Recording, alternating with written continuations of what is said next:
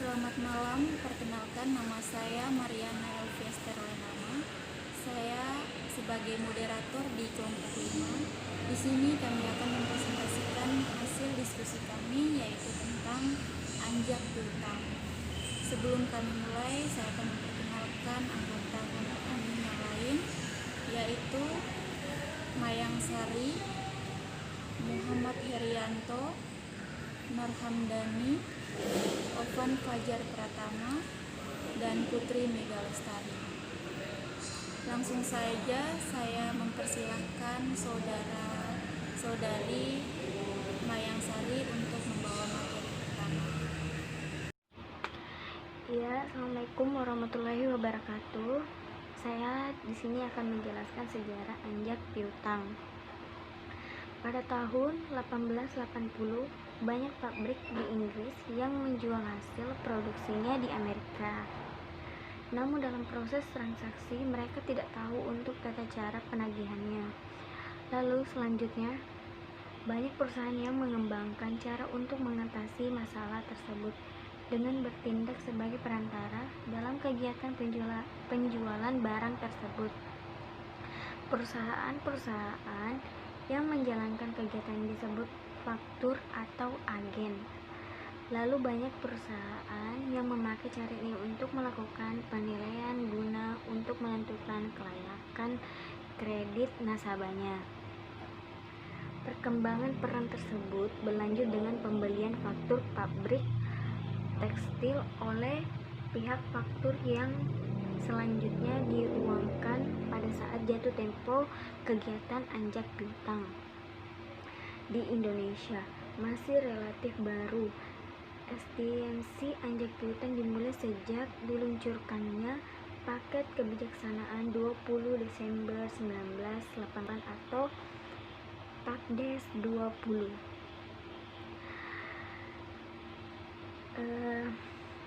1988 tersebut, kegiatan anjak piutang dapat dilakukan oleh multi finance company, yaitu lembaga pembiayaan yang dapat dilakukan kegiatan usaha di bidang anjak piutang. Sewa guna usaha, modal ventura, kartu kredit, dan pembiayaan konsumen.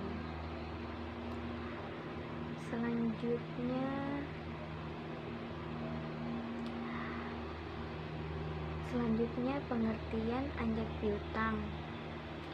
Anjak piutang adalah suatu pembiayaan dalam bentuk pembelian dan pengalihan serta pengurusan piutang atau tagihan jangka pendek suatu perusahaan dari suatu transaksi perdagangan di mana pihak bank dan penanggung serta total resiko tidak tertagihnya suatu piutang dari obligor.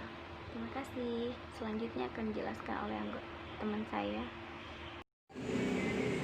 Perkenalkan, nama saya Ovan Fajar Pratama. Di sini saya akan melanjutkan slide ke-5.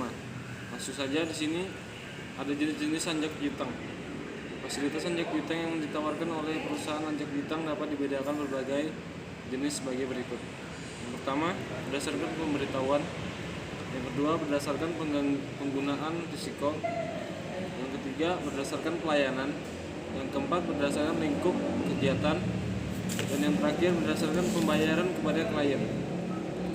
Lanjut di slide ke-6, di sini ada jasa-jasa anjak piutang.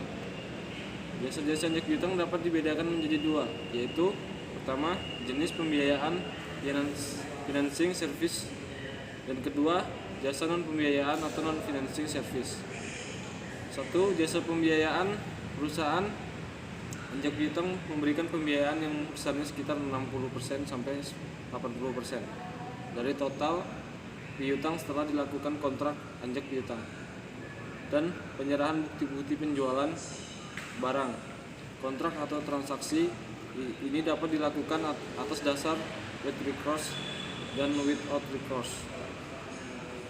Dalam pengambilan keputusan mengenai dasar transaksi anjak piutang yang mana yang akan dilakukan, perusahaan anjak piutang akan memperhatikan dan mempertimbangkan besarnya risiko terjadinya kemacetan yang mungkin dihadapi oleh pihak nasabah atau customer. Yang kedua, ada jasa non pembiayaan. Penyediaan jasa pembiayaan oleh perusahaan anjak piutang pada dasarnya merupakan jasa untuk melayani kepentingan pengelolaan kredit klien. Produk jasa pembiayaan yang ditawarkan oleh perusahaan anjak piutang antara lain sebagai berikut. A. Investasi kredit atau analisis kredit.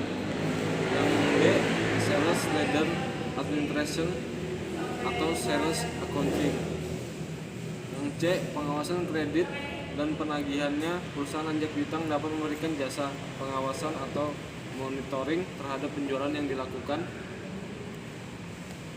klien, termasuk pula menetapkan prosedur penagihannya. Untuk materi selanjutnya akan dilanjutkan oleh teman saya. Dan selanjutnya adalah manfaat anjak piutang. Manfaat anjak piutang bagi klien. Secara umum, manfaat anjak piutang bagi klien adalah klien mendapatkan kas langsung dari penjualannya dalam bulan berjalan dan tidak perlu menunggu waktu sampai pembayaran dari konsumen, dan klien tidak perlu lagi melakukan penagihan kepada konsumen karena perusahaan anjak piutang yang akan melakukan penagihan sekalipun memberikan informasi posisi piutang kepada klien. Sedangkan bagi faktor diskon atau fee change, fee dibayarkan oleh klien karena faktor memberikan jasa pembiayaan atau uang muka atas piutang yang diberikan oleh faktor diskon free diperhitungkan sebesar persentase tertentu terhadap besarnya pembiayaan yang diberikan atas dasar. Yang pertama itu resiko tertagih, yang kedua jangka waktu, yang ketiga rata-rata tingkat bunga yang dipinjamkan, dan yang terakhir adalah service charge. Dan yang terakhir bagi nasabah, yang pertama adalah kesempatan untuk melakukan pembelian secara kredit. Dengan adanya jasa anjak piutang memungkinkan klien melakukan penjualan secara kredit. Dan kedua, layanan penjualan yang lebih baik. Jasa administrasi penjualan memungkinkan klien melakukan penjualan dengan lebih cepat dan tepat. Selanjutnya adalah struktur organisasi perusahaan anjak piutang. Yang pertama, struktur organisasi perusahaan anjak piutang berskala kecil. Artinya, Departemen Kredit adalah bagian dari perusahaan yang bertugas melakukan analisis terhadap bonifitas calon klien dan kolektibilitas atau kualitas piutang yang akan dibayar. Bidang usaha calon klien sangat beragam, maka analisis pada bagian ini biasanya sudah merujuk pada spesialisasi pada bidang tertentu. Atas dasar pertimbangan serta untuk meningkatkan efisiensinya, masing-masing perusahaan jasa anjak piutang kecil biasanya mengacu pada bidang tertentu saja. Dan yang kedua, Departemen Faktur adalah bagian perusahaan yang bertugas melakukan administrasi dokumen piutang agar dapat secara tepat dan cepat digunakan untuk perhitungan biaya, diskonto atau bunga dan janji tempo. Terakhir, struktur organisasi perusahaan anjak piutang berskala besar. Artinya, di samping memberikan jasa pembiayaan, perusahaan anjak piutang berskala besar juga menawarkan jasa non pembiayaan. Sehingga selain bagian-bagian lain seperti bagian umum, bagian komputer, bagian treasury, bagian relasi, bagian pengelolaan kredit, dan lain-lain, tanggung jawab yang dimiliki oleh masing-masing bagian cenderung lebih spesifik, sehingga secara umum jumlah bagian-bagiannya menjadi lebih banyak. Bagian atau departemen yang menjadi sangat banyak biasanya dikelompokkan menjadi hanya 3 atau sampai 5 divisi saja. Terima kasih. Berikutnya, ruang lingkup operasi anjak piutang. Dilihat dari ruang lingkup operasi, kegiatan transaksi anjak piutang dapat dibedakan dalam beberapa bentuk. Yang pertama, transaksi dalam negeri, domestic factoring. Yang kedua, transaksi internasional, international factoring. Yang pertama, anjak piutang domestik. Mekanisme perdagangan tanpa melibatkan jasa anjak piutang akan menyebabkan kurang lancarnya cash flow perusahaan. Jangka waktu piutang dagang umumnya berkisar antara 30 sampai 90 hari. Bagi perusahaan yang memiliki modal kerja yang terbatas, penjualan kredit akan sangat mengganggu arus kas yang pada gilirannya akan mempengaruhi kelancaran usaha atau produksi bagi perusahaan manufaktur. Penggunaan anjak piutang memungkinkan penjual untuk mengubah penjualan kreditnya tersebut ke dalam bentuk tunai. Yang kedua, anjak piutang internasional. Anjak piutang internasional atau sering juga disebut export factoring merupakan fasilitas untuk membantu mempercepat proses pembayaran tunai atas transaksi antar penjual di suatu negara dengan pembeli dari negara lain. Dengan memanfaatkan jasa anjak piutang, maka perdagangan ekspor impor barang memungkinkan eksportir dapat segera menerima tunai hasil penjualannya. Sekian dari saya, terima kasih. Perbedaan anjak piutang dengan kredit bank. Walaupun sama-sama bertujuan memberikan bantuan finansial, antara kredit bank dengan factoring terdapat banyak perbedaan antara keduanya. Perbedaan utama antara kredit bank dan factoring adalah: yang pertama, pada prinsip factoring, karena mereka tidak memakai sistem jaminan dengan anggunan. Sementara kredit bank pada umumnya memakai anggunan meskipun bukan merupakan keharusan yang mutlak.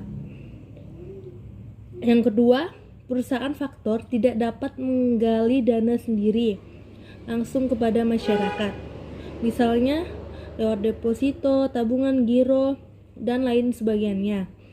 Sementara itu,